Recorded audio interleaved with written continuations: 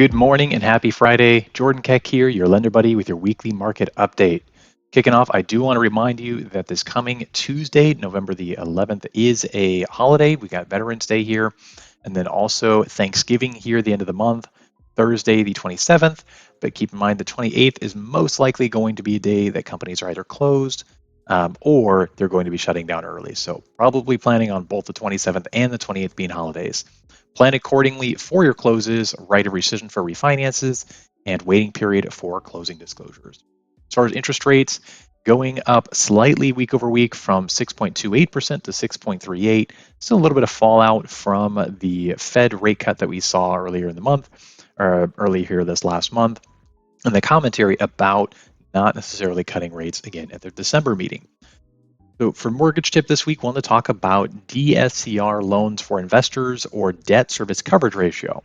Now, these are great loans for borrowers who are maybe self-employed, who don't have a long enough history to be able to count their income, or who don't show enough on paper because they've got great accountants and want to write a lot off, but still make good money internally. So debt service coverage ratio loans are basically loans where they're just for investment properties. They're not for primary residence or second home where you're living in it, but they'll use in-place rents or market estimate of rents to be able to show if it meets or exceeds the current mortgage obligation, then that is income enough to be able to be approved. We don't look at income, we don't look at tax returns, just take a credit report for their scores, confirm that their current payments if they're refinance have been on time or paid, and then down payment is going to be based on the number of units. Typically 20% up to maybe 30% down from one unit all the way up to 8 to 10 units. So this kind of crosses over that 1 to 4 limit threshold for residential. So if you have a client who's looking at buying or refinancing a 5, 6, 7, 8 unit property, this can be a great program for them. Then next up, as far as news here for this week, in October, we saw the highest number of layoff notices since 2009. The Worker Adjustment and Retraining Notification Act, or the WARN Act, requires employers with 100 or more employees to provide at least 60 calendar days advance notice written of a plant closure or mass layoff affecting 50 or more employees at a single site. And as of October, the 6-month rolling total of these WARN notices increased to 202,612, which is again the highest that we've seen since 2009.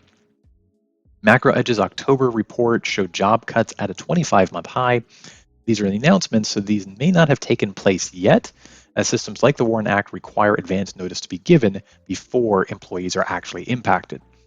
Job placement stocks are also down 20% for the month of June, while the S&P 500 was up 17%, showing job placement stocks not doing well and hints at continued weakness in the labor market.